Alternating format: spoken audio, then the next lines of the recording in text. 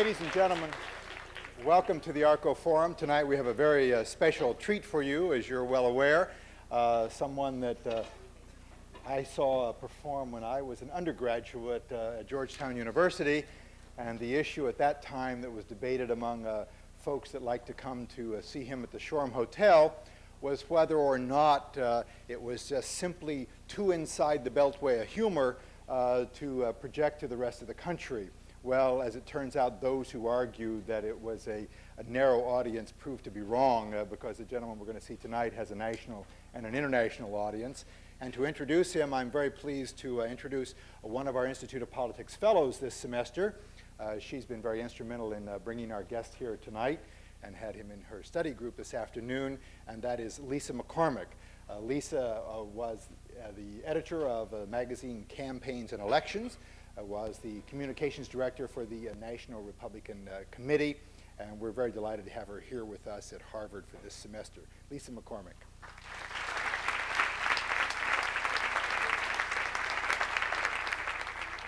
Thank you very much, Phil, and also thank you for the promotion. I only wish I were the director of communications. It was publications and online communications, but my family and I appreciate it.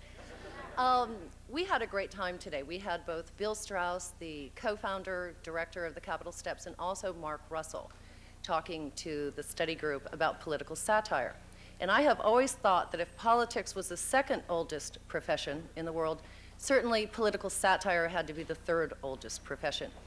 And one person who has been with us from the 60s to today, the only political satirist that has lasted on a national level has been Mark Russell. I think there are two reasons for this. One was best summed up in an article where it said, Mort Saul tells a joke with a knife. Mark Russell tells a joke with a smile. And I think in today's political climate, you can consider that even more about the importance and the longevity of Mark. The second reason why I think he is so incredibly good is, well, first I grew up with him. I've known him since I was a little girl. And even today, I'm not sure whether Mark votes Republican or Democrat when he gets into the ballot box. So without further ado, please welcome Mark Russell.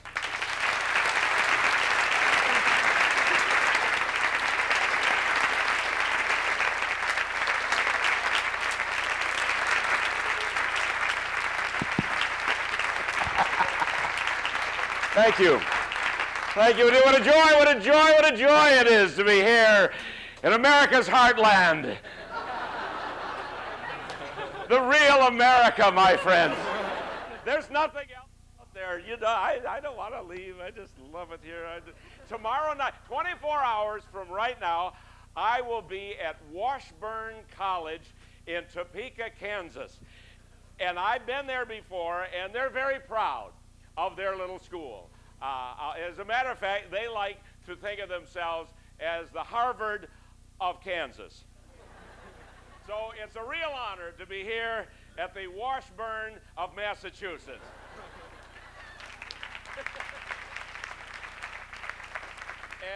As a matter of fact, I walked around the Harvard yard, and I stood for a moment of quiet reflection before that statue of John Harvard, and I read the inscription.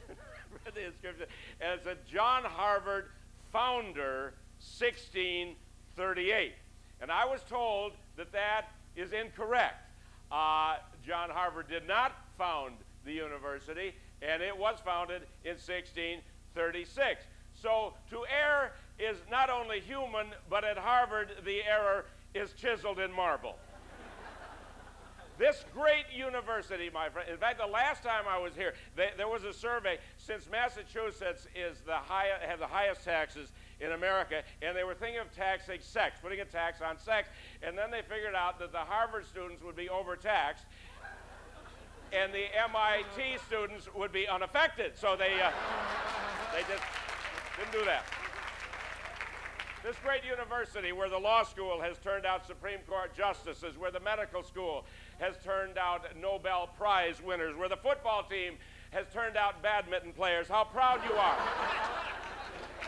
how proud you are. And it was back in 1986 when the then president, Derek Bach, he really shocked the nation. He shocked Harvard when he said, this is a direct quote, he said that year's graduating medical students from Harvard were the least prepared of any in the history of medicine in the United States. And I never forgot that. Ever since then, when I go into a doctor's office, I look on the wall to make sure that diploma does not say Harvard 86, patients nothing. Well, when you are, thank you, you're good, aren't they, Bill? Aren't they great? Where the hell I'm going to use this material after tonight, I don't know, but that's my problem. So the first time I was here, they would put the visiting speakers in the John F. Kennedy freshman dorm, and that's something. You're in there communing with the ghost of charisma past. And then in 1980, Ted Kennedy came here, and he was running for president. It was in 1980, and he came and announced his candidacy at Harvard. And for old time's sake, he had a speech written on his sleeve. Now, remember that. Now, Jimmy Carter was president in 1980, and his principal opponents were Ronald Reagan, of course, and Ted Kennedy in the primaries, and a dark horse independent candidate named John Anderson. I took a presidential poll right here in 1980, and who do you think the students at the Kennedy School voted for? Overwhelmingly, John Anderson. And so I told them then, and I tell you now, no matter what anybody says, you are relevant. Now, don't worry about it. I've been reading, preparing. I'm prepared. We do our homework, and I've read the last 52 issues of the Harvard Crimson, and the best one was today, where a professor of Russian studies, I hope he's not here, he might even be in jail, because the other day he trashed a Mr. Photo shop because his pictures were not ready. This is a man who comes from a country where it takes 10 years to get a telephone, for God's sake. And then the other little nugget that I got out of the Crimson was they found a rabid raccoon in the courtyard of one of your buildings the other day, and so I picture Harvard students standing around. See, you live in such a rarefied intellectual atmosphere here that you fail to see this. I mean, here's the students, look at this rabid raccoon, and one of them actually said that he shows a pattern of aggression, and then somebody else said, yes, but it's passive aggression, and somebody said, no, it's aggressive passivity, and then somebody said, well, does the raccoon have rabies, or is he merely reflecting a rabid society? So it's the rabbit or the raccoon that needs the shot. Long time ago, decades ago, Harvard pioneered the cloning of cabbages and calling them Brussels sprouts. And so today, where President Clinton has all of these problems, how serious are they when last week the president is knocked off of the front pages of every newspaper in America by a sheep in Scotland who turns out to be his own father, see? So, notice how I did that, a little segue there. And so, they said, well, cloning is a process where the embryo is created without male sperm. Guys, they don't need us anymore. They don't need it. No sperm need apply. It used to be just the Irish, no sperm. So this is really discrimination when you think about it. The only way to remedy it is the busing of the male sperm to the female egg. Now, these are the scientists talking. What are the Scottish scientists? They ought to go back to making whiskey, but this is what they do now. And they said, and this is an exact quote, they said, if you can do it with an animal, you can do it with a human being, which is not exactly big news in some of the rural areas of our country. I won't mention any states, but how are things in Wheeling? Well, anyway, anyway. For my second song, I would like to do, yes, I am a political satirist, but let me tell you, I love this country. I'm not one of these people who has no faith in America.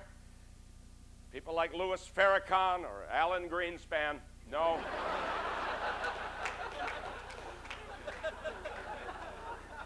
And I am bipartisan.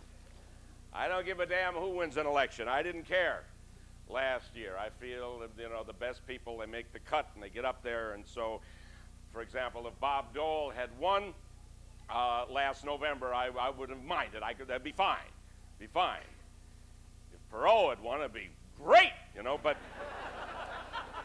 as a matter of fact, when the dust settled last November after the election, as you remember, President Clinton did a classy thing. He invited Bob Dole to the White House, where he presented him with the Presidential Medal of Freedom. And you remember he hung the medal around Dole's neck. You remember what Dole did then? He took the oath of office. And it occurred to me a couple of days later on Inauguration Day, if Chief Justice of the United States, William Rehnquist, had had a sense of humor, he would have administered this oath.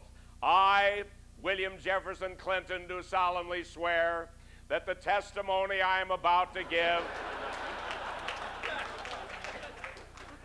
The other day they announced, and I'm not making this up, some of the stuff I will be making up. It's up to you to determine. But they did announce that when they build the Bill Clinton Presidential Library, it will, in fact, no surprise, be built in Little Rock, Arkansas, at an estimated cost of 50 million yen.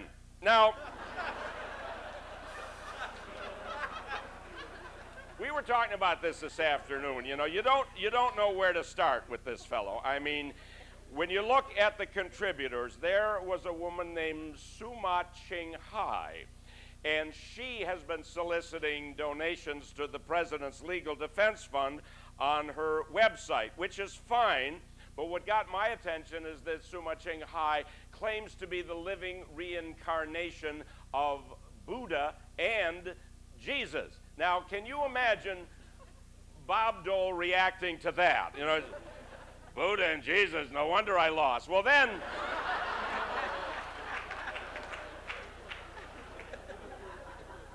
when Deng Xiaoping died a few weeks ago, and there was a rumor that the Chinese would donate his body to the Democratic National Committee, and then they said, well, no foreign dignitaries will be invited to the funeral in Beijing, which was a great relief to Vice President Gore because he had such an unpleasant experience at the last Asian ceremony that he attended in Los Angeles, where he went to a Taiwanese temple. Famous quote, stood up there and said, "Ich bin ein Buddhist." So now we have, this is that part one. See, well, then we have the Vice President in a lot of trouble, and he's been soliciting. They call him the solicitor-in-chief and all that. And he says, well, he had a press conference. I'm proud of this. What is he proud of? For being assigned the thankless task of a job described at employment agencies as a telephone solicitor. I mean, it's sort of somebody who sells light bulbs. And so they said, well, he's a solicitor-in-chief, which is certainly a nicer title than Big Al the Enforcer, calling him. We don't care how you get the money, just get it if you want to see your wife and your kids. Now, Washington never had a song, like Chicago or I Left My Heart in San Francisco and all that. Washington, D.C. never had a song until now.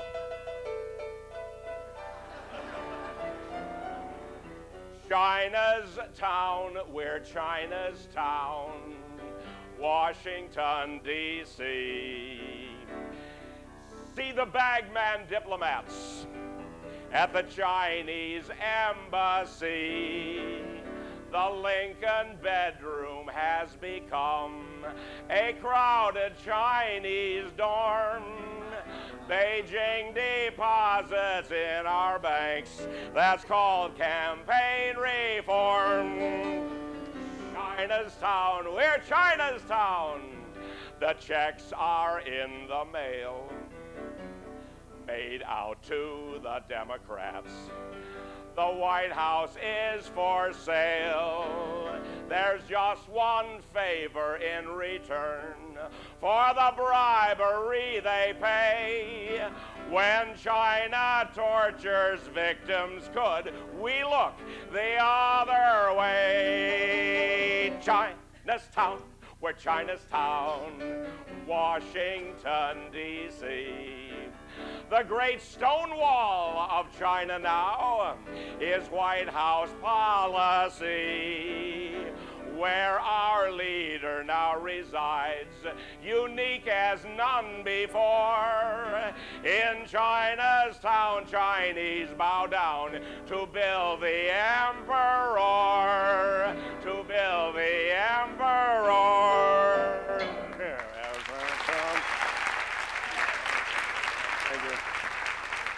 Thank you indeed. It was 1 week before the inaugural. I was in Arkansas. I did a show in Little Rock, and their governor was there. They have a new governor. He's a Republican. His name is Mike Huckabee. And the first thing they told me about him was that he is extremely honest, because God knows they've tried everything else down there in Little Rock. Because the governor before Huckabee, Jim Guy Tucker, is now away, and that's right, he's in prison. And when I was down there, Jim Guy Tucker was having a liver transplant, and it occurred to me that perhaps the governor before Jim Guy Tucker might consider the transplant of a different organ to avoid possible positive identification in a civil case. Now, don't get sanctimonious on me. I'm referring to the Supreme Court, okay? Because the Supreme Court several weeks ago decided to take this case seriously. And they heard arguments in the case of Paula Corbin Jones versus William Jefferson Clinton. And later on in the year, the court will decide whether the case should proceed immediately, always weighing the possibility that Ms. Jones could be offered a cash settlement roughly the size of the defense budget, or the court could wait 4 years until Mr. Clinton is out of office, thereby sidestepping the historic significance of a sitting president, or in this case, a standing one, being identified in a full frontal police lineup to be made into a movie, All the President's Warts. And so, in the movie, Ms. Jones takes the stand, and her lawyer says to her,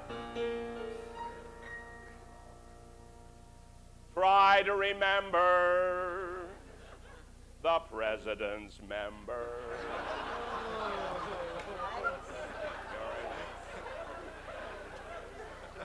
When liberals called your story silly, try to remember the president's member.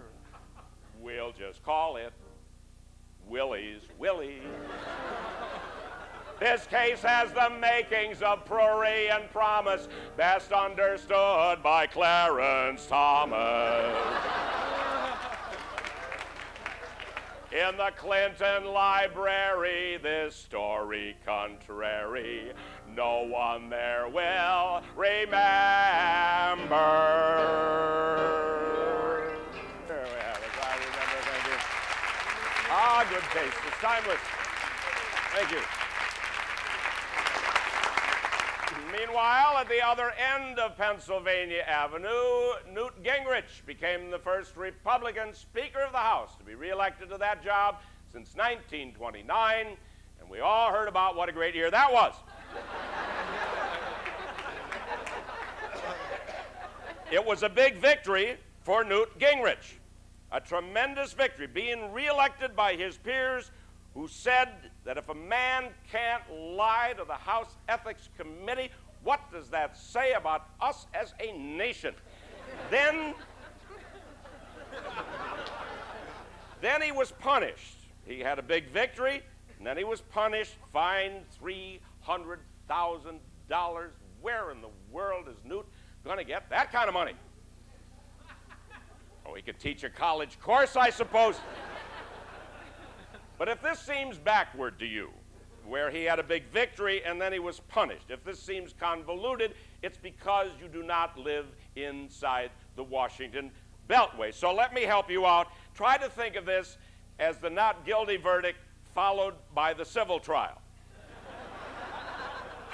Does that help? All right. Now, there was some thought that Gingrich might have to temporarily step down for a while till they worked all of this out and then have a temporary speaker. And they looked in the rules and they discovered you do not even have to be a member of Congress to be Speaker of the House. Oh, you need some knowledge of government, and integrity is optional. And in fact, they had a list of people of impeccable repute who could possibly fill in. The list included people like Dick Cheney, former Secretary of Defense. Bob Dole was on that list, as well as Oprah Winfrey and Boutros Ghali. Okay, I lied about Cheney, but anyway, so Gingrich has the big victory. He's reelected Speaker, then he made a speech. He made a speech which the Democrats had already heard over a police scanner in Florida, an incredible story of a couple named John and Alice Martin. They just happened to be driving down the road in Florida. And they picked up this conference call between Gingrich and the Republican leaders. Just actually, the fact that there was a sound engineer in the back seat wearing headphones. A coincidence. I mean, Martins are just driving down the road in their car, which was equipped with a police scanner, recording equipment, and for all we know, a satellite dish sticking up out of the sunroof. So notice the Watergate pattern here. This is now the Democrats' turn. Bugging telephones any night now. The president's buddy, James Carville, will stage a daring midnight break-in of the office of Special Prosecutor Kenneth Starr, only to discover his wife, Mary Madeline, working overtime. Now, some of you look a little confused. Maybe you're trying to figure out whether what I'm saying up here is satire or the real news. Don't worry about it. There isn't any difference anymore. None.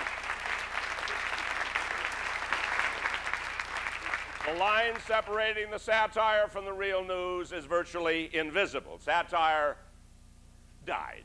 Satire has been dead for several years now. Satire died several years ago on the day that Sonny Bono was elected to Congress.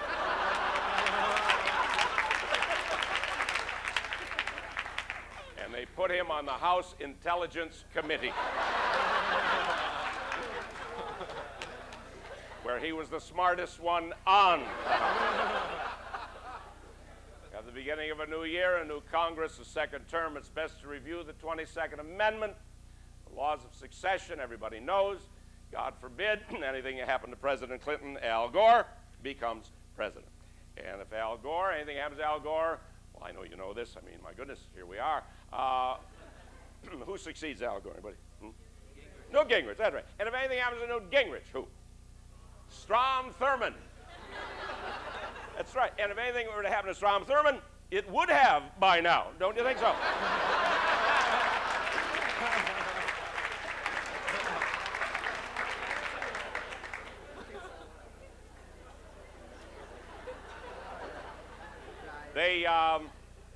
They didn't pass the balanced budget amendment. We'll never know. We'll never know. I was against it, but yet I wanted them to pass it, so we'll find out if it works. They say, well, we're going to balance the budget by the year 2002. They never tell you how long it's going to be balanced. I mean, maybe a week and a half. But some budget items are easier to understand than others. I mean, I'm not a tree hugger or environmental wacko or anything like that, but I can understand the cut in the national parks budget by 1/3. That's easy to understand. I mean, you cut the national park budget by 1/3, you picture two park workers walking along the path in a national park, each one carrying a shovel. And one digs a little hole, and the other one fills it in with dirt. And then they move down about 15 more feet. Guy digs another hole, other fella fills that in with dirt, and they keep doing this all the way down the path, dig a little hole, fill it in with dirt. Somebody comes along and says, "What are you guys doing?" They said, "We're government tree planters. We're now one man short."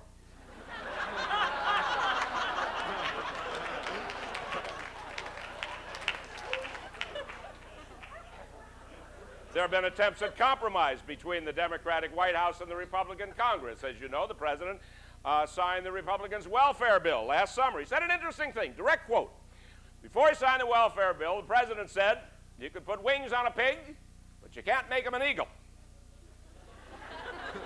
I have no idea what that means.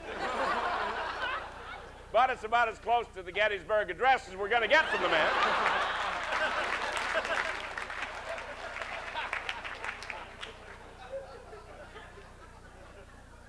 The president signed on with the Republicans against any federal sanctioning of same-sex marriages. All of a sudden, same-sex marriages got to be a big issue in the campaign.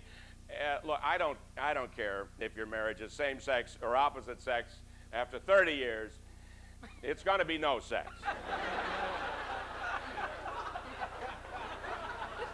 All right, 40 years, but the problem is, there's nothing to be depressed about. It's part of life.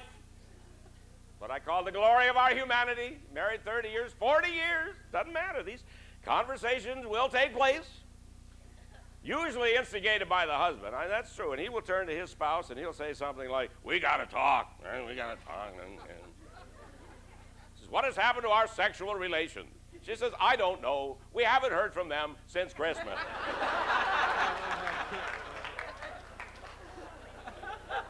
These are controversial subjects we take up here, my friends.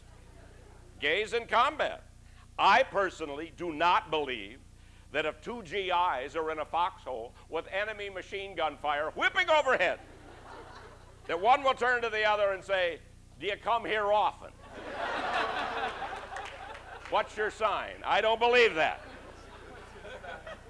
Same-sex marriages, if I'm not mistaken, were recently legalized in Hawaii, pretty much condoned in San Francisco. Big deal. Wake me up when they're legal in Alabama and Mississippi. Oh, I suppose there may be as many gays per capita in Alabama as there are in San Francisco, but I doubt it. Otherwise, Alabama would have better restaurants.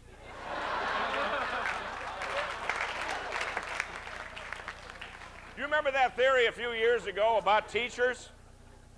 There was a theory a few years ago that said that if you had gay teachers, because of the influence they had on the students, all the students turned out to be gay. That was the logic. They said if you have homosexual teachers, the students will grow up to be the same. If that were true, today I would be a nun.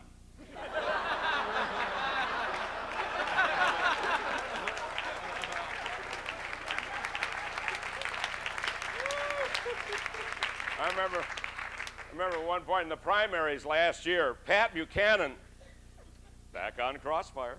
I'm the only comedian who has appeared on Crossfire more times than any other comedian, with the possible exception of John Sununu. But Buchanan had this thing about what he would do the minute he was sworn in as president. And he would, that was part of his speech last year. You know, he'd say, "When my hand comes off the Bible, my friend, first thing I'm going to do is put Rottweilers on the Mexican border and nuns in the public school." Or was it nuns on the Mexican border? Anyway. Well, I went to both conventions last summer. I was there in San Diego with the Republicans. I was also there in Chicago, where the Democrats had the first convention in that city since 1968. Some of the older ones were reminiscing about '68 when they arrived in Chicago last summer. Chicago, Chicago, we're back once again, we're back once again, Chicago, Chicago, remembering when cracking heads and tear gas in '68 in Chicago. Chicago. Cops dragging the hippies off to the city pen. They'll do it again on State Street, that great street. The potheads prevailed, they lit up. And yes, it was inhaled. They were jailed. They brought to Chicago riots and grief. And one of them now is Commander-in-Chief. And the mayor is Daley once again. Chicago, Chicago. As time passes on, Chicago, Chicago. The old crowd has gone. Rostenkowski's gone off to summer camp from Chicago, Chicago. The cops are smiling, the whole scene seems so wrong.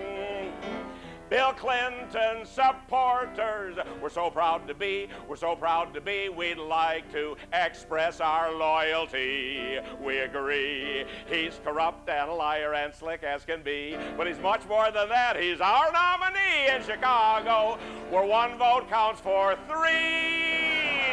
In Chicago, where one vote counts for three. Ba-ba-ba-dee-ba. Oh, mercy. Thank you. Well, everybody agreed, Democrat and Republican, that Bill Clinton was the great campaigner. Oh, yes, he's the great campaigner. To a second term, he has arrived. But would he have won if he had run against someone who was alive?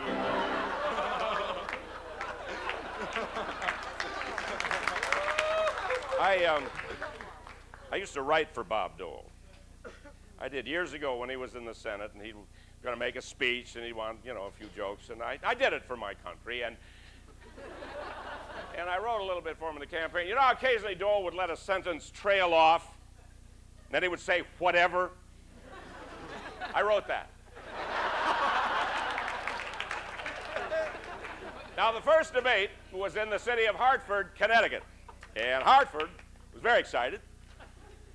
Publicity they were going to get, and they were touting all of the sights of Hartford, the Mark Twain House, the Harriet Beecher Stowe House, and the Dick Morris Center for the performing tarts.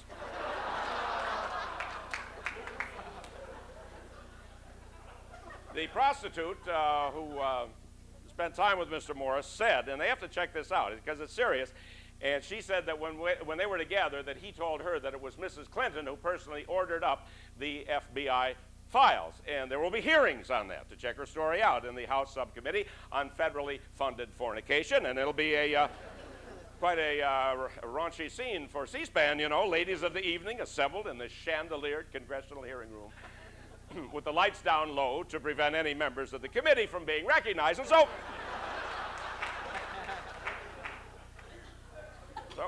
it's her word against his. He denies this, Morris, but we're stuck with this dilemma, whom to believe, a prostitute or a political consultant.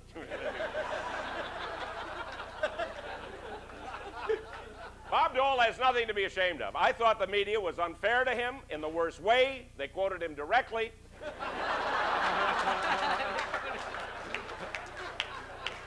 Nothing to be ashamed of.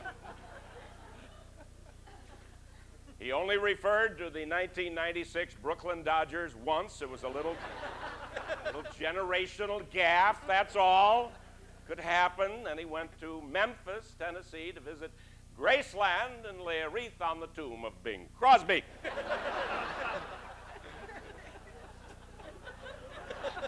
People said, well, it's not Bob Dole's fault that he isn't doing very, very well. It's the people around him, and I agree with that. For example, who was it on Bob Dole's staff who last summer made the decision that he spend his 73rd birthday in a nursing home? I'm sorry.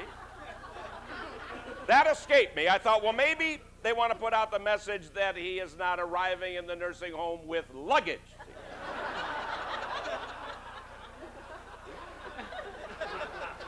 Of course, 73 is not old anymore. No, 73 is the square root of Strom Thurmond.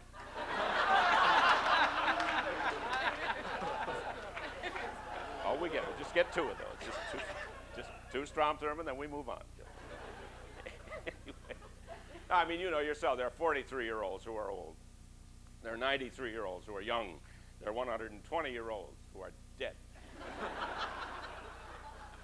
There are 100-year-olds just hanging on long enough to get a lousy 10-second birthday greeting from Willard Scott.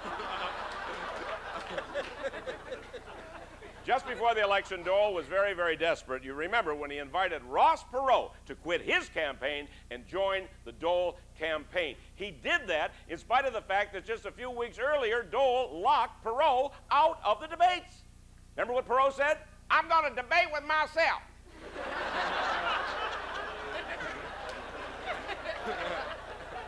Well, he did, and he lost.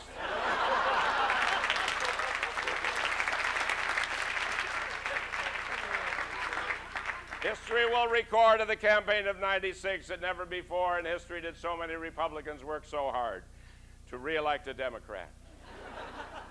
And you look at the people they had in the primaries, people like Senator Phil Gramm from Texas, and the question about Gramm was, can a boy from Texas who flunked out of the 3rd, 7th, and 9th grade, which led directly to a PhD from Texas A&M, run for president? And I've had friends of mine in Texas. Texans will tell you that you can get a PhD from Texas A&M with a year's subscription to Road and Track magazine.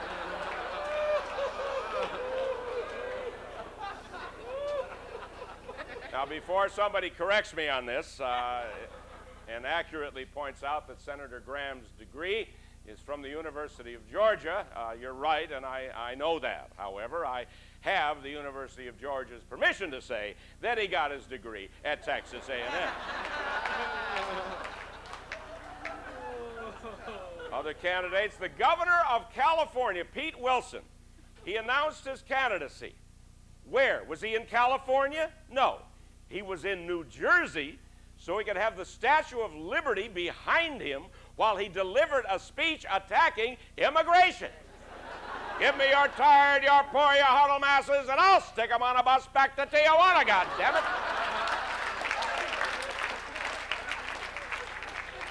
So I was out in California at the time. I was talking to a friend of mine, lives in California. I was very candid with him. I said, you know, you Californians have an absolute blind spot when it comes to immigration, with your draconian measures to deny medicine and education to the innocent children of illegals. Guy says, hold on. He says, you don't live here. You don't get it. People are a menace. Here in California, our immigration tank is sitting on full. That's all there is to it. I said, but Jose.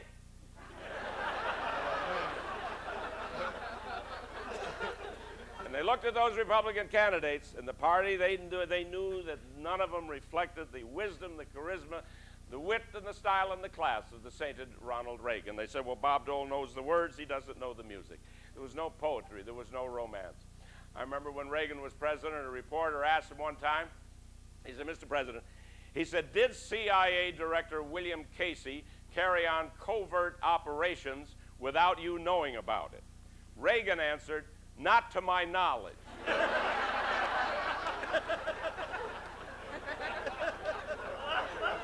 Say, I remind you, Ronald Reagan raised taxes, but nobody minded. They said, it's okay. It's the giver. George Bush raised taxes. Well, he had his head handed to him because he had this goofy soundbite, read my lips. No new taxes.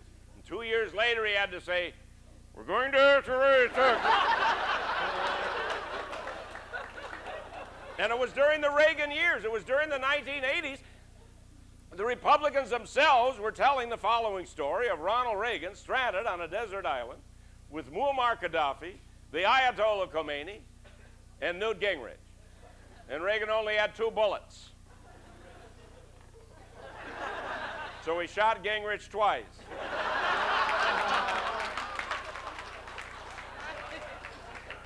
Now, I'll be honest with you, a couple of years ago, I was thinking of taking some time off, you know, slow down a little bit in the old career. And then Mr. Gingrich became Speaker of the House. I said, no. Not with those statements he was coming out with. I mean, people say, well, this is the new Newt now. I miss the old Newt. The old Newt, he used to say things like, women should not be in combat because, quote, they get an infection in the trenches, whereas men like to roll around in the mud like little piglets, unquote. He said that, and I said, hey, I'm back in business again.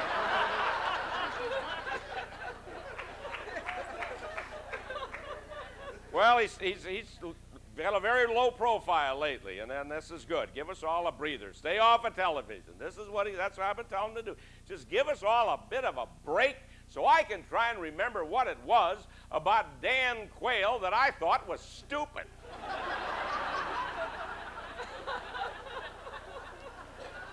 But he brought that Republican contract with America to the floor of the House in the promised 100 days a couple of years ago, and then the contract disappeared for a year till it turned up in the middle of Bill Clinton's State of the Union address. Not everything in the contract became law. Well, they had that 15% tax cut. That was a while. You haven't heard about that in a long time. That 50% tax cut last year, we didn't hear about it in the primaries. We didn't hear about it in the springtime. Right at the last minute, before the conventions last summer, they came up with this idea. And it's really like this. It's that seat of the pants. They sit around a kitchen table at midnight, batting these ideas around.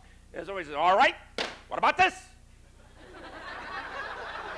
15% tax cut across the board. We pay for it by taking 1 million children off of welfare. Anybody ready for another beer?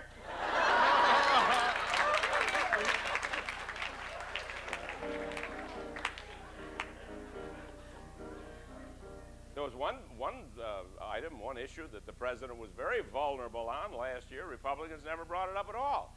The fact that we have gone over 2 years in this country without a Surgeon General. That's true. We haven't had a Surgeon General over 2 years. It's part of Philip Morris's contract with America. What Bob Dole say, tobacco is not addictive, but milk can be harmful to children. Apparently the check from the dairy lobby got lost in the mail.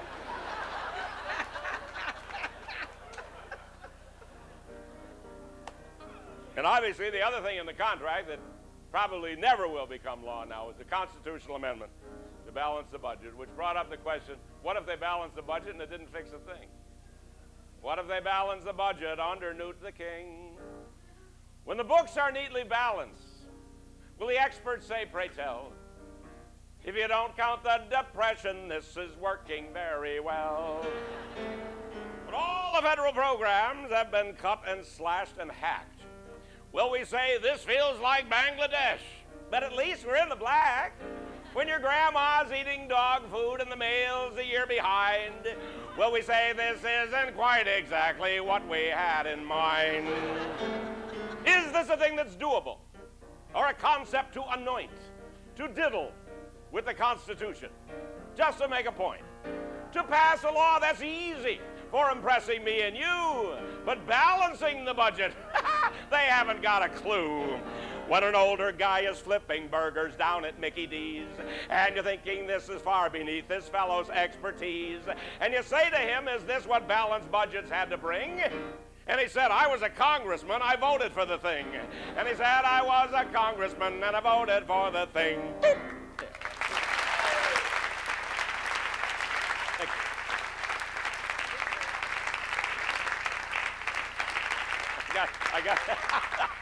I got to do this. Over here, all the words of the songs are written on that lady's hat right there.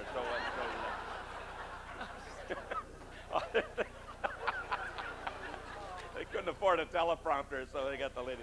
I'm sorry, I just couldn't. Other things in the contract that never became law. They wanted to cut the funding of the arts. The arts. You know, a congressman is soft on the arts when you walk into his office, and on the wall is a Last Supper painting on velvet. And one of the apostles is Elvis.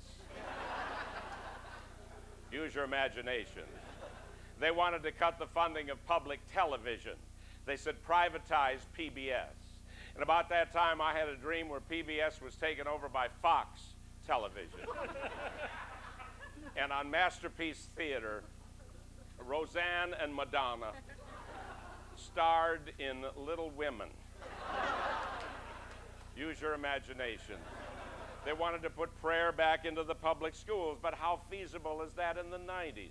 With so many foreign students, so many ethnic faiths represented in your average public school, you would have to compose a prayer so watered down and politically correct that it would be no prayer at all, a meaningless, generic prayer. What would a generic prayer sound like?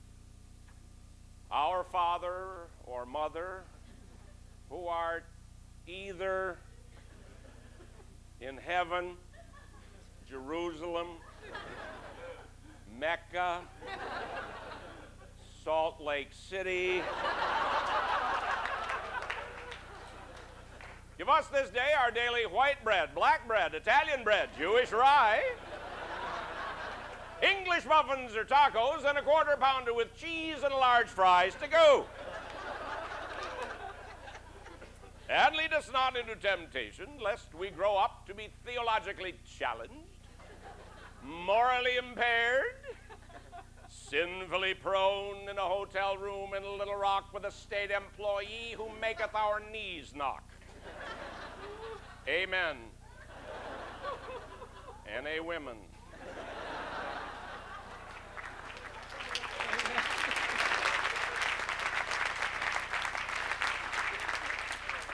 All of this is easier to understand than Whitewater. Kenneth Starr, the special prosecutor, he quit last week, and now he's back, and everybody was shocked that a lawyer broke his word. James McDougal, another Whitewater figure, has been plea bargaining with Kenneth Starr in exchange for a corner cell with a view. This means that the annual White House prayer breakfast is now the weekly White House prayer breakfast. The president has a spiritual advisor, the Reverend Robert Schuller of the Crystal Cathedral, and all presidents have had these people. Eisenhower had a clergyman named Norman Vincent Peale, about whom Adlai Stevenson once said, I find St. Paul appealing and St. Peale appalling.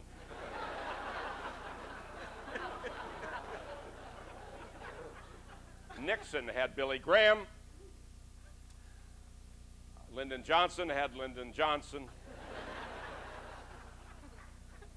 Jimmy Carter had God's private number.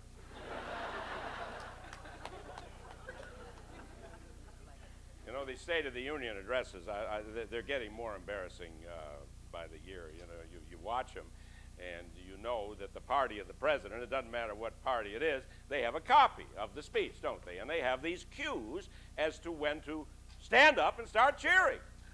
You know, it's reached a point now where they're doing the wave at the end of every sentence of the speech. Al Gore was bobbing up and down so much, he almost got a pulse, for God's sake. And so last month, this incredible day in the news, where you had two monumental events simultaneously, you had the verdict in the O.J. Simpson civil trial, and then you had the State of the Union address. And the media couldn't figure out how to cover this. It's going on at the same time, and nobody thought of combining the two events and have President Clinton deliver the verdict himself. He could have worked the verdict into a State of the Union address, you know. He could have said, the State of the Union is strong, and by the way, O.J. did it. He could have said, we've got to get the deficit down, all the way down to, $8.1 million. He could have said, we need a stronger trade policy in America, and we've got to stop importing Bruno Mali shoes. Well, then came the Republican response, which nobody remembers. It was delivered by this up-and-coming Republican congressman from Oklahoma, J.C. Watts. Nobody remembers what he said. All they remember is that during the afternoon of that same day, J.C. Watts referred to Jesse Jackson as, quote, a race-hustling poverty pimp. Well, Newt Gingrich came to Jesse's aid quickly, and he offered Jesse a seat in his private box up in the gallery, along with the rest of the race-hustling poverty pimps. And then into the act got the Right Reverend William Bennett, who is our virtue pimp, and he...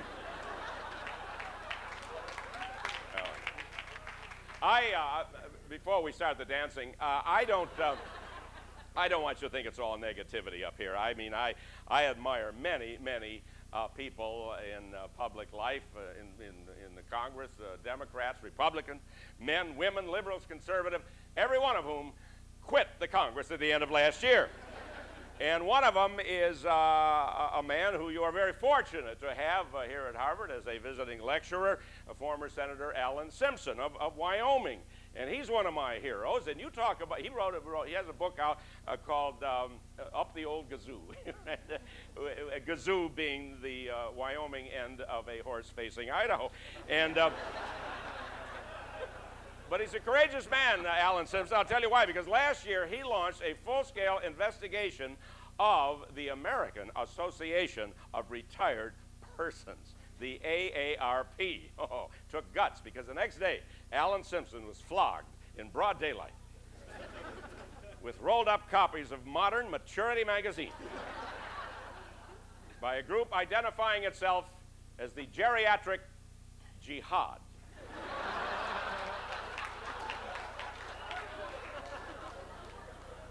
I'm not making fun of old people. I mean, I'm not that young myself. I remember Pearl Harbor. I just don't remember what she did. And no politician can take the senior citizen vote for granted. We saw that last year. Bob Dole only got 38% of the voters over 65 years of age. So he could not take the senior citizen vote for granted. And incidentally, I despise that expression, senior citizens. Some of you are there. Some of you, like me, are on your way to being in that category. Don't put up with that insipid expression. Think about it. You know, it's so, you know, it's a pat on the head. How's our little senior citizen today?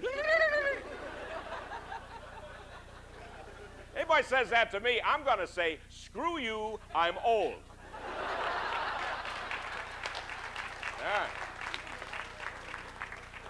So I was watching, after these AARP hearings, I'm watching C-SPAN. We're on C-SPAN tonight. And I'm a C-SPAN junkie. I watch C-SPAN mostly for the music. And I think Congress is easier to take with Mozart wafting in the background. Anyway, they were holding these hearings on these various paramilitary groups around the country known as militias. And all 50 states have militias, but this day they were talking about the Montana militia, and they were getting a lot of very negative publicity. And how would you like to be on the Montana Chamber of Commerce, and you've got the Unabomber at one end of your state, and you've got the Free Men Standoff at the other end? You've got to come up with a new state slogan, right? Montana, we're not just white supremacists anymore. We're not all weirdos and psychopaths. You're confusing us with Idaho, yes. It's the same spin that Harvard University had to put on the fact that the alleged Unabomber, Ted Kaczynski, is in fact a Harvard graduate. So what could they say? Well, Mr. Kaczynski merely reflects the rich diversity of Harvard's alumni.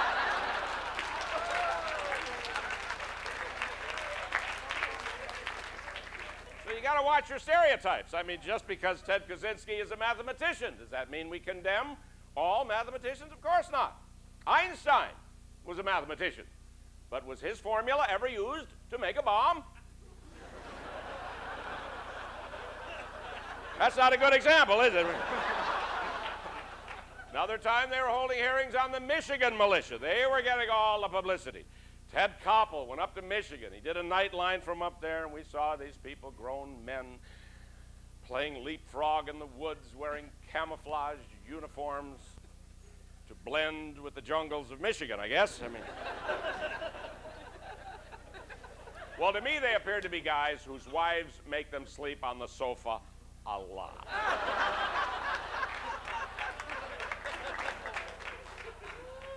Now, I'm not making this up when I tell you that during these hearings, some of the members of the Michigan militia told the committee that when they had been in the Army, the government secretly installed microchips in their buttocks so the Army could track them when they were discharged. Now, when it came time to writing a song about this,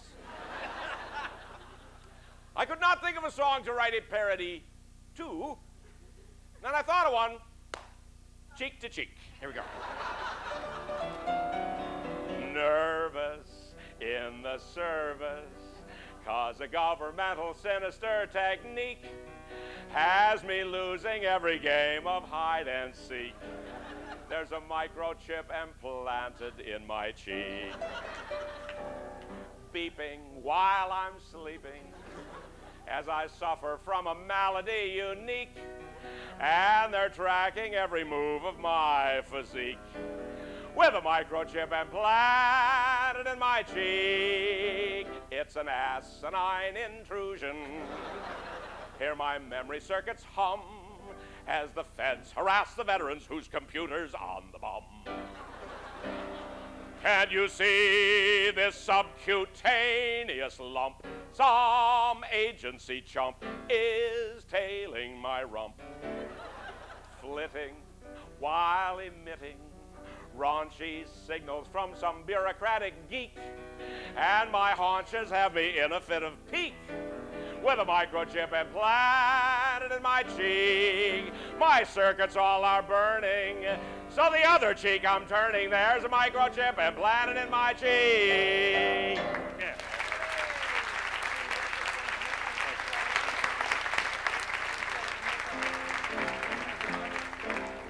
I got the title for this next song from a bumper sticker I'm sure you've all seen.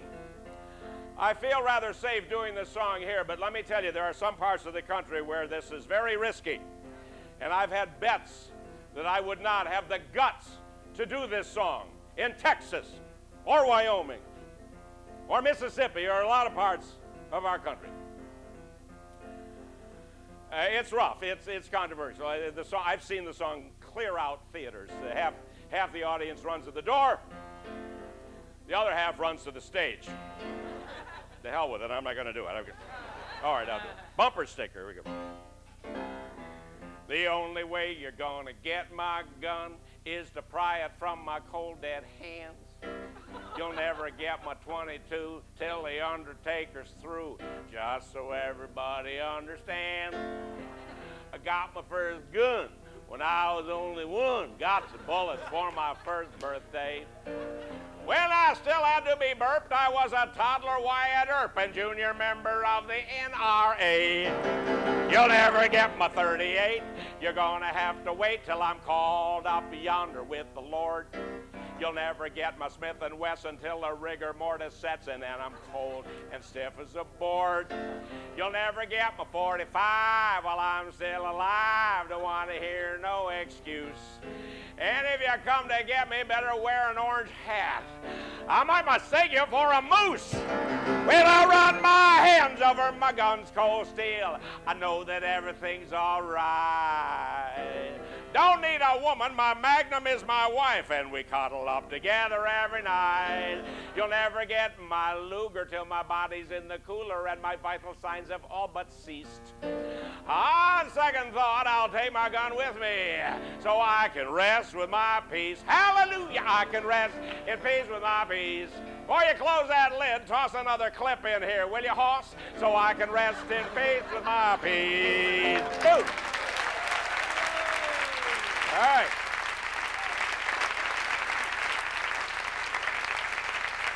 All right.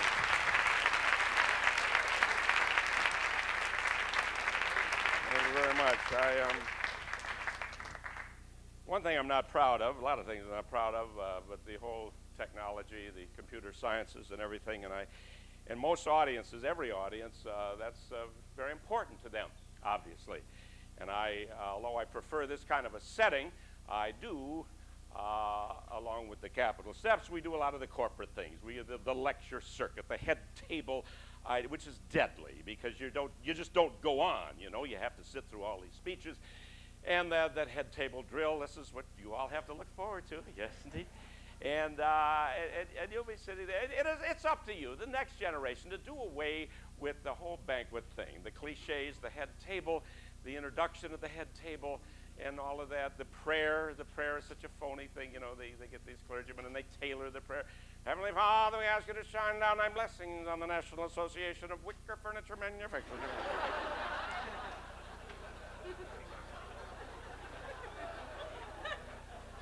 You know what I do? I'm there at the head table. Now, the invocation is going on, see, and it's usually too long. And the salad is out, or the salad is on the table, and I'm watching the salad dressing roll down the side of the heart of lettuce, and I make a bet with the guy next to me about which will finish first, the prayer or the salad dressing. You know what, I'm going like that. And it's always the way it is, unless the clergyman is a Unitarian. I love Unitarians. I mean, they are different. They are avant-garde. They're taught to obey the 10 suggestions. And in fact, a Unitarian friend of mine told me around his church the only time he ever heard the word Jesus Christ is when the janitor fell down the stairs. Unitarian joke. So I'm next to the CEO, and there's a little game I play, a little test.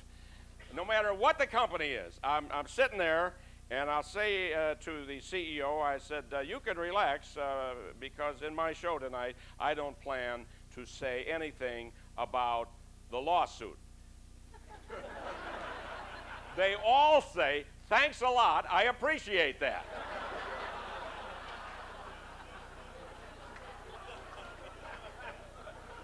I would have been, if I didn't do that, I'd have been a lawyer like you, Bill. I would have been a lawyer, a constitutional lawyer, to really comprehend our sacred document, the Constitution, the way our rights are protected under the First Amendment, right to privacy. Right to privacy means different things to different people, does it not? I mean, my wife and I have reached the point in our lives, our right to privacy. What we like to do is rent X-rated movies and play them backwards. Because we like to see people put on their clothes and go home.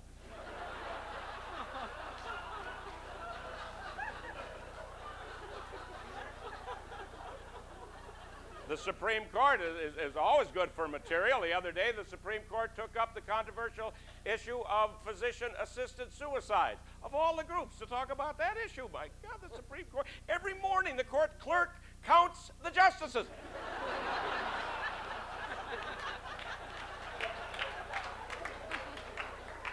Now, you imagine if the Supreme Court approves physician-assisted suicides. I mean, the doctor can be sued for malpractice if the patient lives. I remember one case was an obscenity case, first year on the court of Justice Scalia, Antonin Scalia, probably the most conservative justice. But he has a colorful way of expressing himself sometimes. And this was an obscenity case in Indiana, a bastion of depravity, as you know.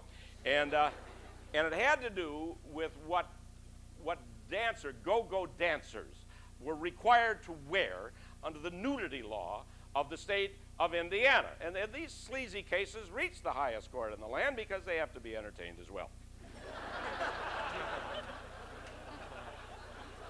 And there was a particular nightclub in question in South Bend, Indiana, a flesh pot of a town, if ever there was one.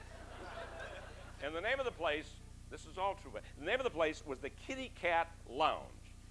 And doesn't that sound like one of these seedy establishments? The Kitty Cat Lounge, where Justices Rehnquist and Souter were simply known as Billy and Dave. All right, I made that part up, but what I did not make up, this is exactly what Justice Scalia said in his opinion.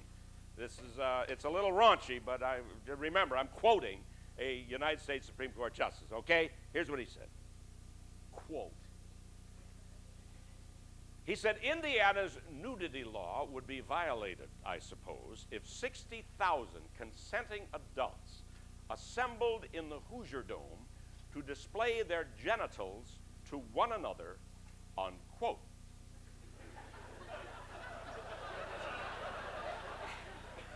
And I thought, okay. I don't know if Indiana's law would be violated if that particular thing were to occur, but I would imagine that the Indy 500 would be rendered somewhat passé, don't you think?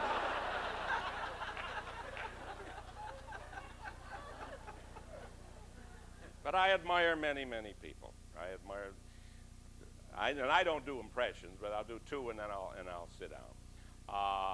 The two senators from New York, and they're both very well known to political junkies like yourselves. The Republican, Alphonse D'Amato. Love him. He conducted the Whitewater hearings in the Senate for about 22 and a half years, it seems to me. Al D'Amato, who several years ago had his own problem with ethics, none were found, and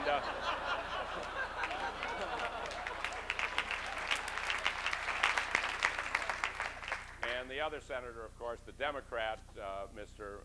Moynihan, and no two senators could be more opposite, not only in their politics, but no two personalities could be more dissimilar. And this was so evident some years ago during an historic debate on the floor of the United States Senate on Desert Storm, authorizing President Bush to proceed with his plans in the Persian Gulf.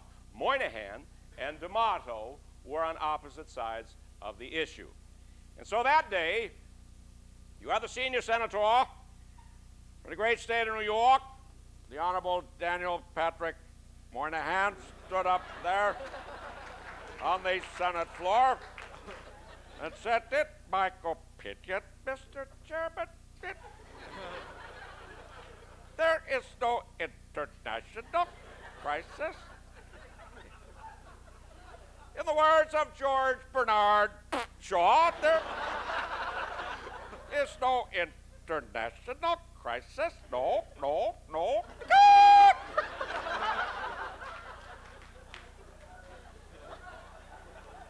Get ready. And then you had the other senator, Mr. D'Amato. He simply stood up there and said, "Hey, Saddam Hussein, would you?"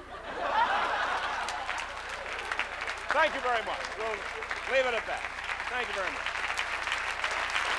Thank you. Do I sit here? Where? Here? Thank you. Thank you very much.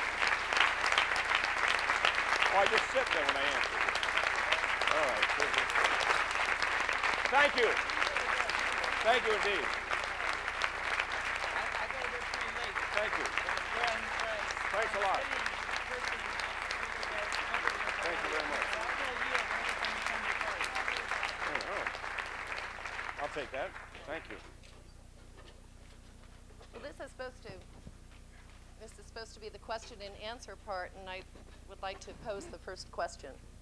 When can you come back? Yes, I think Mark Russell should be a full professor, not only at the Kennedy School, the whole University of Harvard, because you have a lot to teach us. Thank you. You are fabulous. well, we were talking today about the comedians, the writers, the humorists who came out of Harvard, including Tom Lehrer, who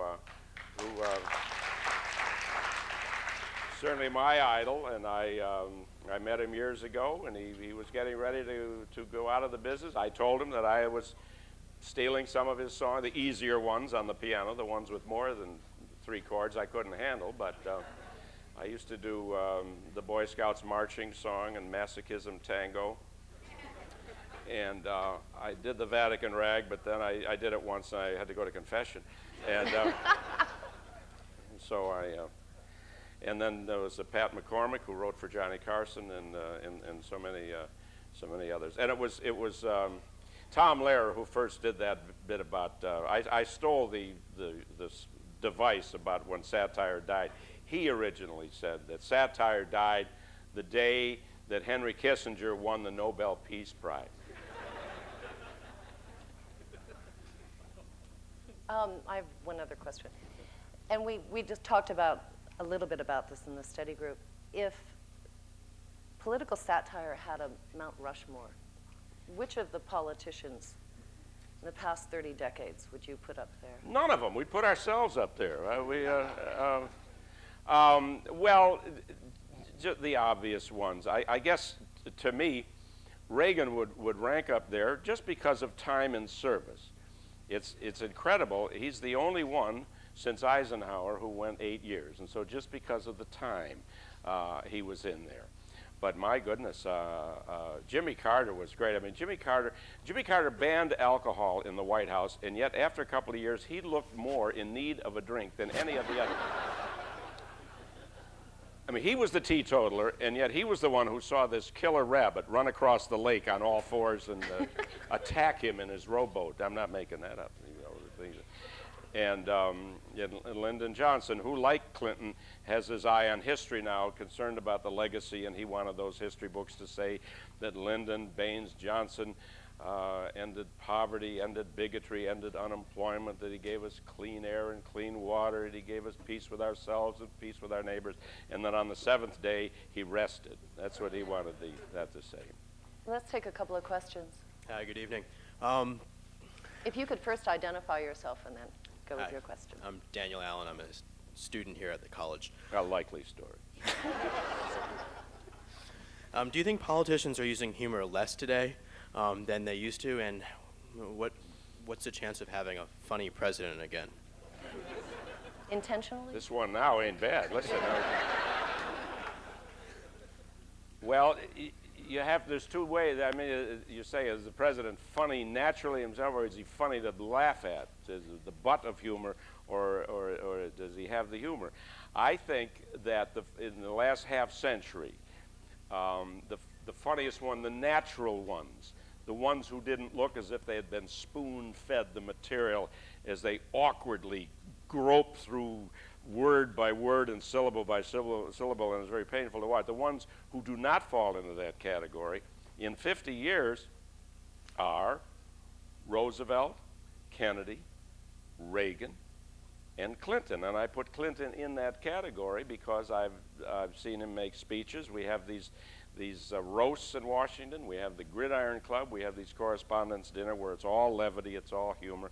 And Clinton is great. He has writers and all that, but he delivers it very well. But then there's the ones we laugh at: the Strom Thurmond, the Jesse Helms, the Richard Nixon, and then we poke Aren't there fun any at them. Democrats in the group? Yeah. Well, how about how about our very own here, alumni here? Oh my God. Well, moving right along. Good evening. I just had a comment to make. I'm generally uncomfortable with the media coverage of the Asian connection with the Democratic fundraising. And I just want to point out that the comment you made about the 20,000 yen, the yen is the Japanese currency, Sure. and you proceeded to talk about Of course. China. And You're right. there is a difference, and I don't think that distinction is being made. Could you also identify your name? I'm Robert Yoon. I'm a master's in public policy student here at the Kennedy School. And I think the point is, if you had gone to Harvard, you would have known that. Well, I'm sorry. My point was that I don't think that any attempt is being made to make a distinction between Asian Americans, Asian people, Japanese, Chinese, Taiwanese, Buddhists. So I just thought that maybe in future shows you could think about your delivery. Yeah, your point is well taken, but if I go into a lot of detail, first of all, it originally was Indonesians last fall. It was Indonesian. And now it's every country in the Pacific, in the Pacific Rim. What is the Chinese? If the Chinese currency, I mean, the yen. You're right. But it's an identification. It's a generality.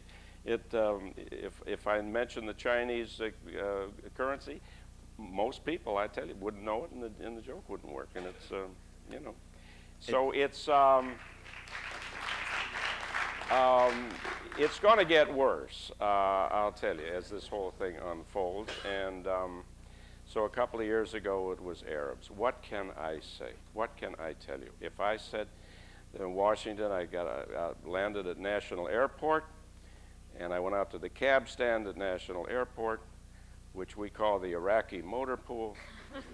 And, you know, and I got people say, well, no, when it was Iranians, it was one time it was Iranian motor pool. I think that I use pretty good taste, but sometimes I go over the line, and it happens, you know. I didn't hammer away at it, but it's going to get worse. In a couple of years, it'll be Norwegians. Thank you. Thank you. Question. Hi, good evening. My name is Zishan Zaidi. I'm a first-year student at the law school. I'd like to say I enjoyed your performance and to thank you from the bottom of my heart for going easy on the lawyer jokes. My question is, over the years, the politicians and public figures who you've satired, sometimes I would imagine you brush elbows with them or you run into them personally. What sort of, well, personally and in general, what sort of reception have you received from the objects or the subjects of your?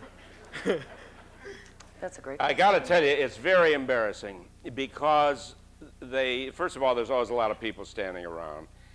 What you'd like to happen is if they were really publicly angry, see, or and then they let it be known. I could raise my fee, you know, I could double that. But no, they don't do that. They kill you with kindness, and it's really embarrassing. Well, we need this guy here to keep us in line. George Bush played a dirty trick on me one time. He was at this banquet, and he spoke before I went on, and he said something like, oh, Mark Russell's really going to let me have it tonight. I'm really in for it. And there was no way I could be as mean as he told them I was going to be. It was a great little ploy there. And so it's, no, they're always very nice. And still you wonder when you're going to get audited. Thanks. Or you get comments like we did earlier. One last question up above. Hi, my name is Barbara Johnson. I'm a second-year student here at the Kennedy School, and I've been a big fan of yours for a long time. I've seen you on public television, and it's great to see you in person. It's a great experience. My question has to do with sort of your secret, I guess, in terms of the longevity of your career. You managed to take jokes about, you know, very serious issues. I mean, Whitewater and Paula Corbin-Jones and everything else, or Newt Gingrich, and yet you managed to make people on both sides of the aisle laugh. And my question is, how do you manage to do that? It's choreography. That's why I don't have a piano bench, because a moving target is harder to hit. And you just keep moving back and forth, and don't belabor one side or another. I don't always succeed. During the we had 12 years of Republicans in the White House with Reagan and Bush, and that's a lot of hammering away at one party. And people thought I was a communist and everything else. And I said, well, just wait. And so I'm deeply indebted to Mr. Clinton for helping me to balance that out. But it may not be balanced in a given year or a given month or a given hour, see? But if you just wait there, it'll all catch up. And but it's a tap dance, it's juggling, it's just don't try this at home. Thank you. Thank you. Actually, this brings it all to a close. Thank you, Mark. Well, I want to thank you. And I wouldn't have, if it wasn't for Lisa McCormick, I wouldn't be here. And it's good to see Bill Strauss at the Capitol steps. We're not really competitors. We consider ourselves to be unindicted co-conspirators. And that's usually the way. We never run into, we never see each other because one group will book. Bill, could you stand up, please? Yeah, Bill Strauss, ladies and gentlemen. Yeah. But usually the way one group or theater or whatever it will book me one year and they'll book the Capitol steps another year, and alternating that. Harvard Law graduate, by the way, and so, the Kennedy School. But you've all been very nice, and those of you who, you know, if you have a problem with this, if you think perhaps that all of us down in Washington are just a little bit too cynical for our own good. I hope I've done something in my small way tonight to verify those opinions of yours. Thank you very much, ladies and gentlemen. Thank you. Thank you. Thanks a lot.